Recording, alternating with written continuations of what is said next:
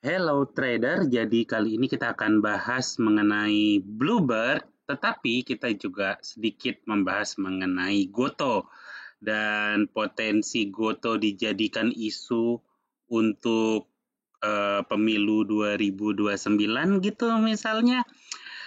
Tetapi yang menarik kali ini kita akan bahas mengenai RUPS-nya Garuda Indonesia. Jadi ya, selamat datang kembali teman-teman, dan sekarang itu tanggal 29 Mei 2025 hari Kamis ya teman-teman. Jadi kemarin tanggal 28 itu RUPS ya Garuda. Udah sempat bikin rekamannya simple aja. Dan sekarang itu jam 5 sore teman-teman. Jadi sebelum kita mulai videonya, kalian baca dulu disclaimer yang satu ini.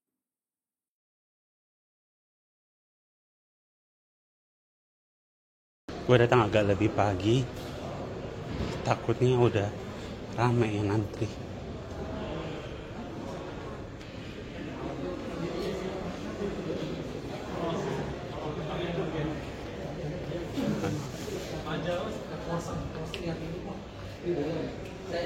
Ada Mickey, ada Pikachu.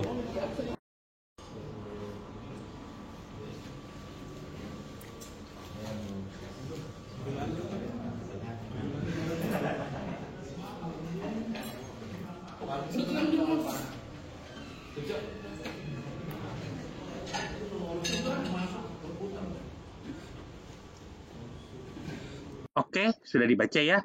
Kita langsung masuk aja teman-teman. Kita akan bahas Goto dulu sementara teman-teman. Nah, Goto kalau kalian lihat memang grafiknya seperti ini, dan aku nggak mau banyak bahas grafiknya.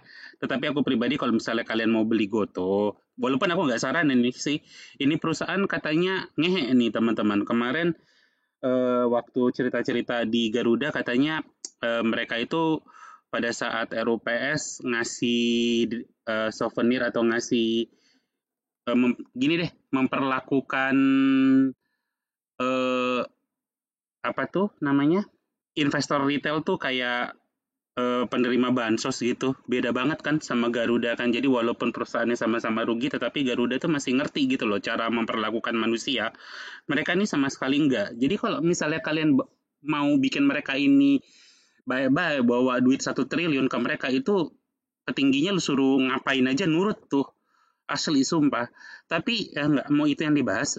Ini teman-teman, isunya. Nah, apakah bisa ini jadi apa nih, Goto ini jadi kendaraan untuk pemilu 2029? Ini ya teman-teman, aku ada bikin sedikit simulasinya. Jadi seperti yang kita tahu, apa, jumlah mitra Gojek itu 3 juta teman-teman. Jadi kalau kita hitung-hitungan goblok aja nih, hitung-hitungan minimal aja ya, jumlah mitra 3 juta. Dari 3 juta ini, taruhlah punya istri, mereka itu yang punya istri itu 1 juta orang, jadi ada tambahan 1 juta ya. Jadi total jumlah pemilih potensial itu ada 4 juta. Taruhlah mereka menanggung, ada tanggungan orang tua dan kawan-kawan. Kita kali 3 aja lah ya. Misalnya dari 4 juta orang ini kan, 4 juta orang ini kan pasti punya orang tua, punya adik yang bisa milih gitu kan. Kita kali 3 aja, nggak usah banyak-banyak ya. Jadi total ada 12 juta potensi pemilih. Kita ambil setengahnya aja. Setengahnya aja itu 6 juta teman-teman. Jadi kalau misalnya dari 200 juta berdasarkan jumlah pemilih di tahun 2024 kemarin, misalnya mereka tuh bisa dapetin 6 juta aja, itu udah 3% teman-teman. Jadi ya menurut gua daripada isu-isu yang nggak penting dibahas, mending karena gini, gua nggak terlalu setuju Goto diambil alih sama Grab, karena gua khawatir sama potensi monopoli. Begitu juga diambil sama Bluebird karena ada potensi monopoli. Karena kalau kalian tahu segala sesuatu yang monopoli, kalian tahu jadinya kayak industri penerbangan kita gitu loh. Jadi dimonopoli sama grup biru dan grup merah, di mana ya grup merah kalian tahu sendiri sering delay pesawatnya, ya begitu jelek gitu loh. Tapi ya orang mau nggak mau pakai karena adanya itu. Jadi semakin banyak kompetitor tuh sebenarnya semakin bagus. Jadi kita sebagai customer itu bisa milih. Oke, jadi kita tutup aja Goto di situ dan kita akan langsung masuk ke Bluebird teman-teman. Nah, ini pembagian sahamnya dividennya Bluebird. Kalian bisa lihat dia sering banget bagi-bagi dividen dan iya, jadi itulah yang sebenarnya bikin aku bingung sama Goto gitu loh. Bluebird aja itu sorry, ini dengan karyawan yang lumayan gede, itu bisa loh bagi-bagi dividen, bisa loh mereka untung. Kok Goto tuh nggak bisa gitu loh. Dan kalau kita mau bicara server, Goto itu rugi karena mereka punya server yang besar. Mohon maaf ya, gue rasa Bluebird juga punya server. Mereka kan juga punya aplikasi. Terus mereka jelas punya server untuk maintain dia punya kendaraan. Dan kendaraannya Bluebird itu kan nggak sedikit gitu loh, banyak. Poolnya mereka ada banyak. Sementara Goto tuh nggak perlu investasi di situ. Jadi investasinya Bluebird itu ya, dia investasi lahan. Kemudian yang jelas ada buat maintenance kendaraannya ya, onderdil, oli dan kawan-kawan. Itu aja udah berapa gitu loh. Jadi masa sih Bluebird itu bisa untung sementara Goto tuh nggak bisa untung gitu loh. Dan seperti yang aku bilang, gua nggak mendukung Goto itu untuk dibeli sama Grab atau Bluebird gitu loh. Karena ya alasannya takutnya malah terjadi monopoli. Yang aku pikirin adalah kenapa enggak pemerintah aja yang beli Goto gitu loh. Tapi aku nggak tahu undang-undangnya bisa apakah memungkinkan. Aku nggak tahu. Kalau kalian ada yang ngerti, kalian bisa komen di bawah. Sebentar, aku lupa tadi belum ngebahas RUPS-nya Garuda. Ini aku masukin videonya ya sekarang. Oke teman-teman, jadi kita akan unboxing Garuda. Dan ini kita dapat menunya nih tumben-tumben dari Kindara, biasanya dari Aero Food Catering, tapi ini tumben-tumbenan. Jadi kita lihat kita dapat apa aja. Ini ada aqua yang kecil gini, unik nih botolnya. Terus ada ini kayaknya kue sus. Terus ini ada apa ini namanya? Ya inilah ya, lupa gua. Terus ini ada kue lagi. Dia dapat snack ini aja. Terus kita lihat di dalam boxnya ini, dalam kantongan Garuda dapat apa aja. Yang pertama ini dia pulpen Garuda. Ini keren sih teman-teman. Oh ya, dia kalau nggak salah ada flash disknya juga. Ini kita buka ya.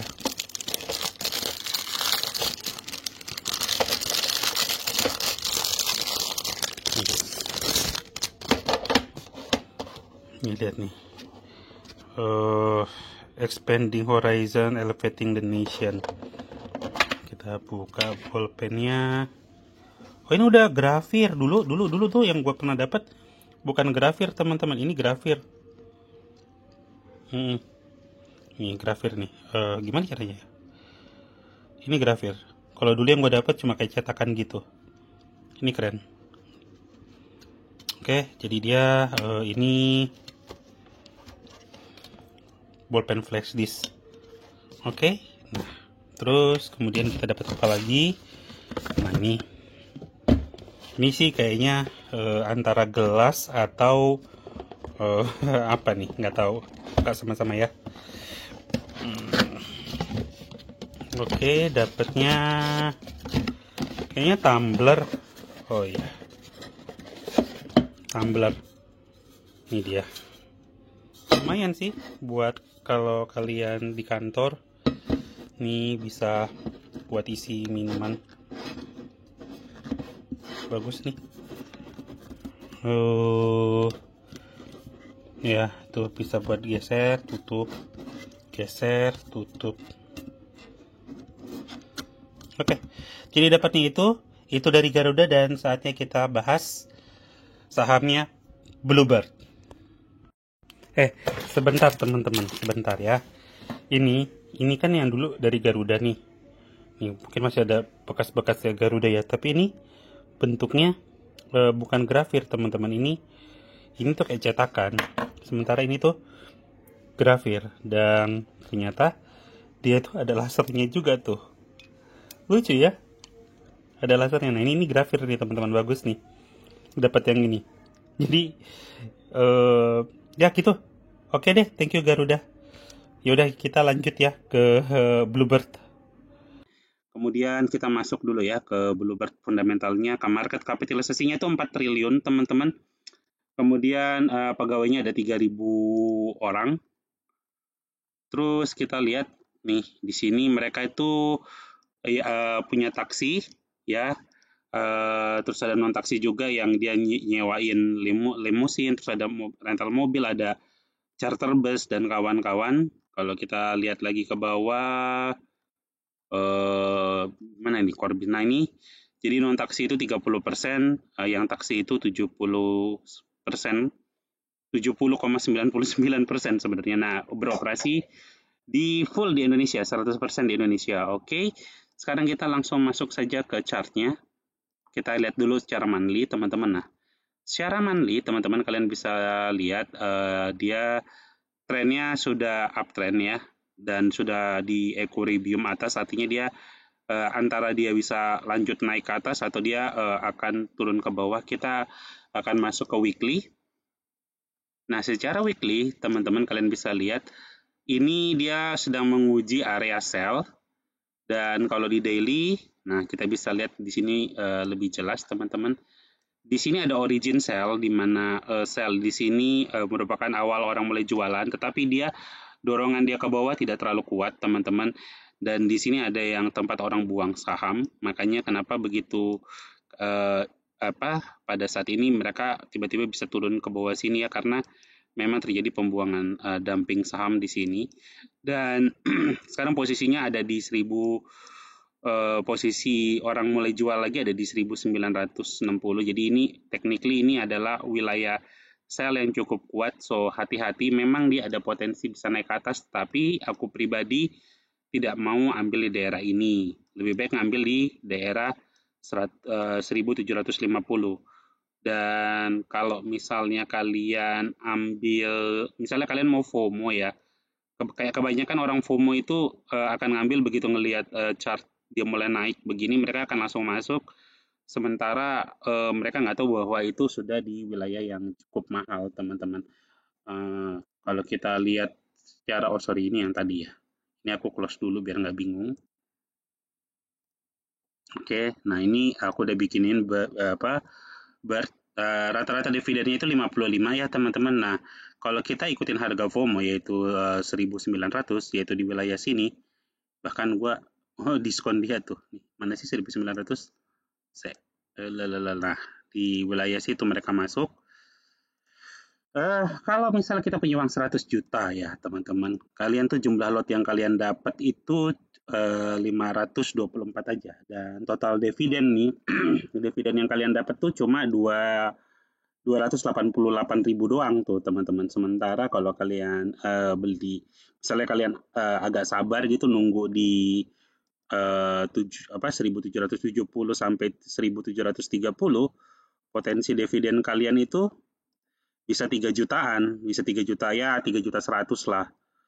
Terus kalau kalian masuk ke wilayah yang kemungkinan besar jadi favoritnya, kemungkinan besar para investor besar akan mulai beli di wilayah 1575 sampai 1535, potensi dividen kalian tuh naik lagi jadi 3,4 gitu loh. Berikutnya juga kalau kalian beli di wilayah bawah, di mana mungkin akan masuk tapi mungkin dia akan masuk sedikit sekali terus mental, itu di dividen yang kalian terima itu di 3 juta 730, hampir 4 juta.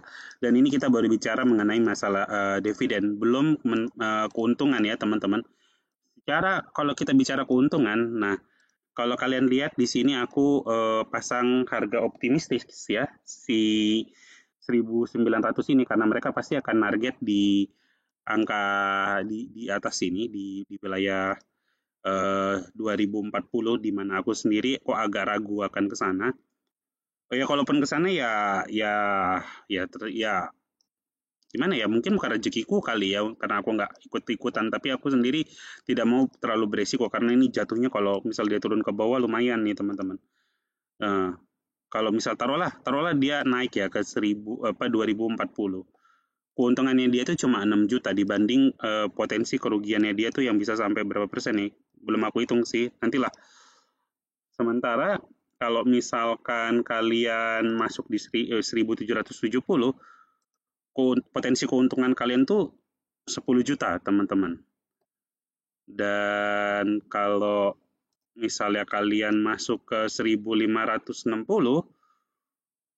potensi keuntungan kalian itu double, 24 juta gitu loh.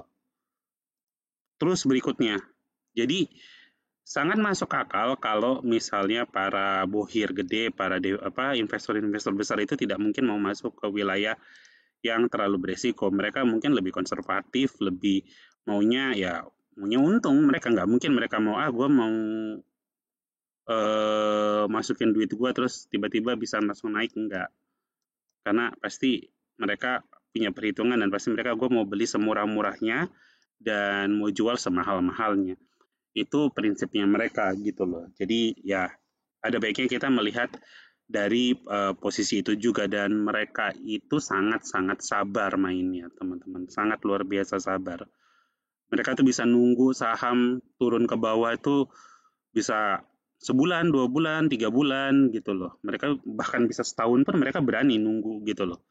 Jadi ya gitu aja rangkuman aku untuk Bluebird. Jadi ya kalau kalian mau masuk secara cepat ya bisa di 1770, tapi aku tidak terlalu menyarankan karena ya kalian tahu Juni, Juli, Agustus, September itu periode yang menurut aku kalian mending lebih baik lebih baik pegang cash, atau kalian kalau main di saham ya lebih defending aja, lebih konservatif, lebih main aman. Oke? Thank you yang udah nonton. Sampai ketemu di video-video yang kita akan datang, dan sampai ketemu lagi next episode-nya. Subscribe. Thank you. Bye-bye.